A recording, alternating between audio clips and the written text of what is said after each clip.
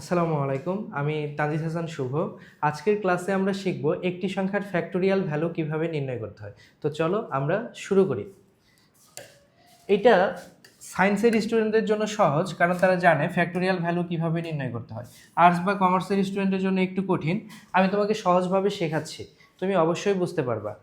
ধরো একটা সংখ্যা যদি থাকে 5, এই সংখ্যাটার যদি তুমি ফ্যাক্টোরিয়াল মান বের করতে চাও, মানে 5 ফ্যাক্টোরিয়াল, এটার মান বের করতে হয় হচ্ছে 1 ইন্টু 2 ইন্টু 3 ইন্টু 4 ইন্টু 5। মানে এই সংখ্যাটা গুণ হইতে থাকবে, একে থেকে গুণ হইতে থাকবে, একের পরে যে সংখ্যাটা 2 আসবে, 2 এর পরে আসবে 3, 3 এর পরে আসবে 4, 4 এর পরে আসবে 5 পর্যন্ত যাবে। তাহলে এটার গুণফল কত হয়?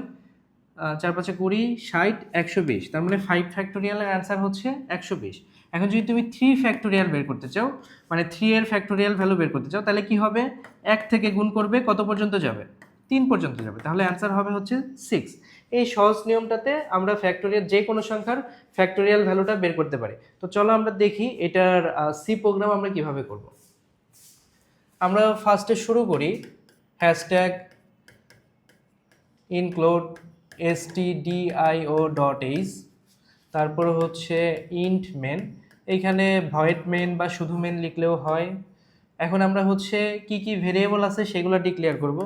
যেমন ইন্টিজার টাইপের ডেটা টাইপটা হবে ইন্টিজার, ভেরিয়েবল হবে হচ্ছে আই নিব, এন নিব, তারপরে এই আই আর এন এর গুণফল আমরা হচ্ছে মানে ফ্যাক্টের ভেতরে রাখবো আর কি।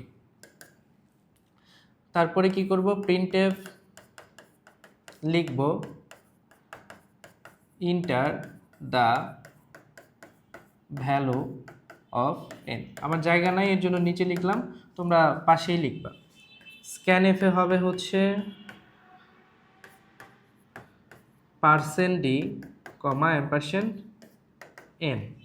এখন হচ্ছে লুপ চালাবো, ফর লুপ দিয়েই করতেছি। আয়ের মান কত হবে? যেহেতু আমরা হচ্ছে গুণটা হয় 1 থেকে, তার মানে আয়ের মান শুরু হবে 1 থেকে।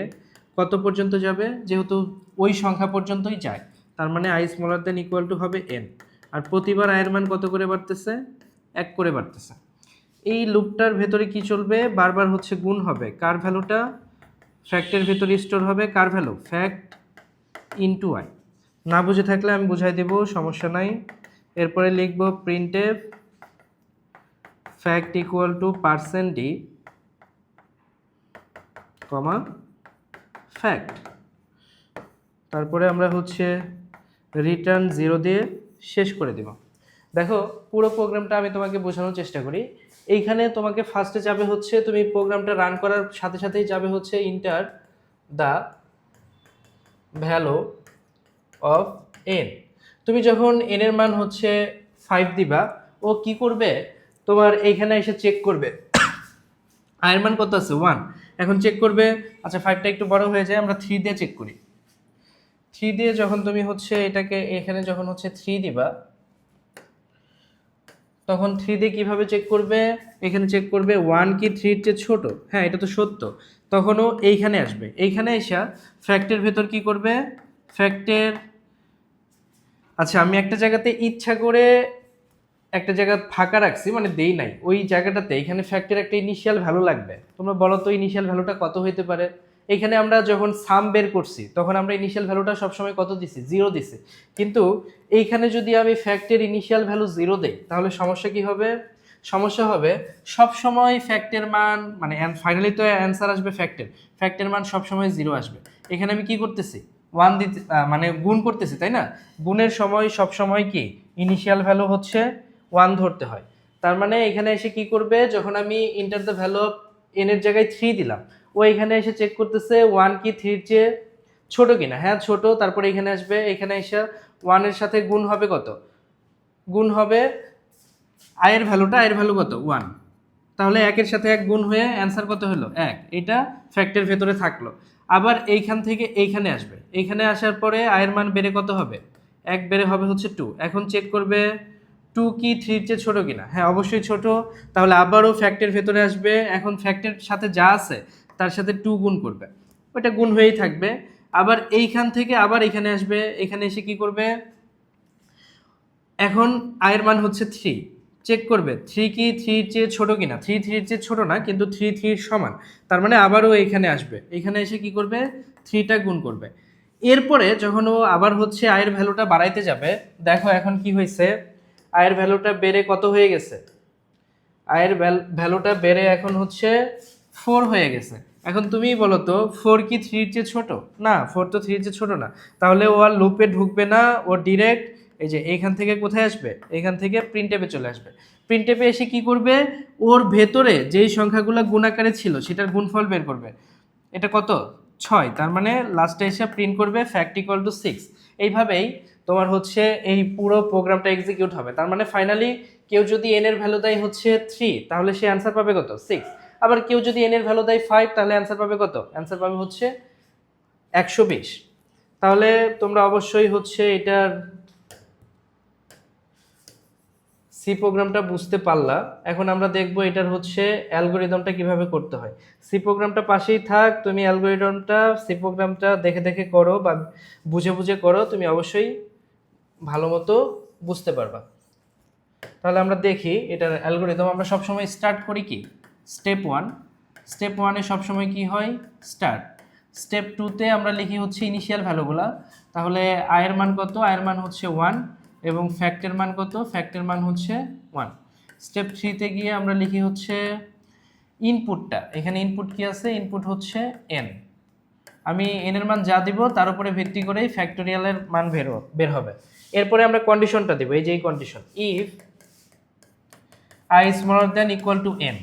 যদি এটা সত্য হয়, দেখো আমি এটা মুছি নাই, যদি এটা সত্য হয় বলো তো কি কি কাজ করে, ও ডিরেক্ট এইখান থেকে এইখানে আসে, আবার এইখান থেকে এইখানে যায়, তাই না? তার মানে আমরা স্টেপ 5 দিয়ে লিখি, এটা দুইটা অ্যান্সার হইতে পারে, একটা হচ্ছে ইয়েস আর একটা হচ্ছে নো। সত্য হইলে কি করবে সেটা আমরা আরেকটা স্টেপে লিখি। ও বারবার কি করে, ও হচ্ছে ফ্যাক্টের ভ্যালু আপডেট করে, fact equal to fact into I, এবং আয়ের ভ্যালু আপডেট করে I equal to I plus I plus 1। এবং এটা যখন মিথ্যা হয় তখনও কি করে, ফ্যাক্টের ভ্যালুটা প্রিন্ট করে দেয়। এটা আমরা আরেকটা স্টেপে দেই, স্টেপ 7, প্রিন্ট ফ্যাক্ট। লাস্টে গিয়ে স্টেপ 8-এ গিয়ে প্রোগ্রামটা এন্ড হয়ে যাবে। তাহলে এটা যখন সত্য তখনও দুইটা কাজ করতে, একটা হচ্ছে ফ্যাক্টের ভ্যালু আপডেট করতো আর একটা হচ্ছে আয়ের ভ্যালু আপডেট করতো। তাহলে এটা কত, স্টেপ 6, এবং এই কাজটাও বারবার করতো। তার জন্য আমরা লিখব রিপিট স্টেপ 6। আর যখনই এই কন্ডিশনটা মিথ্যা হয়ে যেত, দেখো দেখো যখন হচ্ছে আয়ের মান 4 হয়ে গেছিল তখনও এই লুপ থেকে বের হয়ে গেছে, কোথায় গেছে, ফ্যাক্টের ভ্যালু প্রিন্ট করতে। সেটা কোথায়, স্টেপ 7। তার মানে গো টু স্টেপ 7। এখন এটারই যদি আমরা ফ্লো চার্ট করি, যে অ্যালগোরিদম পারে তার জন্য তো ফ্লো চার্ট একদমই ইজি, জাস্ট হচ্ছে অ্যালগোরিদমের চিত্র এঁকে দিলেই হবে। অ্যালগোরিদমের চিত্রায়িক রূপই কি, ফ্লো চার্ট। এখন আমরা কি করব, এটা তো একটা ইনিশিয়াল ভ্যালু লেখার জন্য আমরা এই বক্স করি i equal to 1, fact equal two 1। এরপরে আমরা হচ্ছে ইনপুট নিব। ইনপুটের জন্য আমরা এই যে এরকম বক্সে লিখতে হয় ইনপুট n। এরপরে আমাদের কন্ডিশনের জন্য এই যে এরকম লিখতে হয় if i smaller than equal to n। এখন এটার অ্যান্সার কয়টা হইতে পারে যেন, এটার অ্যান্সার হইতে পারে দুইটা, একটা হচ্ছে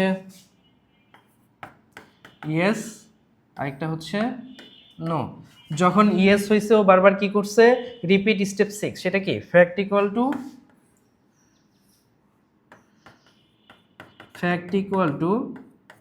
ফ্যাক্ট ইনটু আই, আর কি করছে I equal to I plus 1। এখন এই কাজ দুইটা কি করছে, রিপিট করতে পারবা, তাই না? রিপিটেশন বোঝাইতে আমরা এই যে এখান থেকে এভাবে অ্যারো টেনে দিব। তার মানে এই আয়ের মানটা এন এর মানের চেয়ে যতক্ষণ পর্যন্ত ছোট আছে ততক্ষণ পর্যন্ত এই যে এই দুইটা কাজ করতেই থাকবে। এবং যখনই আয়ের মানটা এন এর মানের চেয়ে বড় হবে, আমরা দেখছিলাম কি, যখনই আয়ের মান 4 হয়ে গেছিল তখনই লুপ থেকে বের হয়ে গেছিল, তখন কি করে দেয়, ও প্রিন্ট করে দেয় কার ভ্যালু, প্রিন্ট করে ফ্যাক্টের ভ্যালু, প্রিন্ট ফ্যাক্ট এন্ড। দেখো আমাদের একটা সংখ্যার ফ্যাক্টোরিয়াল ভ্যালু নির্ণয়ের সি প্রোগ্রাম, অ্যালগোরিদম, ফ্লোচার্ট আমরা শিখলাম। এইখানে আরেকটা জিনিস বলে রাখি, সেটা হচ্ছে যদি এইটা ফর লুপের পরিবর্তে হোয়াইল লুপে আসতো এবং ডু হোয়াইল লুপে আসতো, শুধুমাত্র এই একটা লাইনই চেঞ্জ হইতো, বাকি সব কিছু সেম হইতো। এবং আরেকটা জিনিস সেটা হচ্ছে তোমরা চাইলে এই দুইটা আমি তো এটা দুইটা স্টেপে দেখাইছি, তুমি চাইলে একটার ভেতরেই এই i = i+1 এটা এটার ভেতরেই রাখতে পারতা। তো আমরা আশা করি সবাই বুঝতে পারছো। আজকে ক্লাস এই পর্যন্তই। সবাই ভালো থাকো, সুস্থ থাকো, আল্লাহ হাফেজ।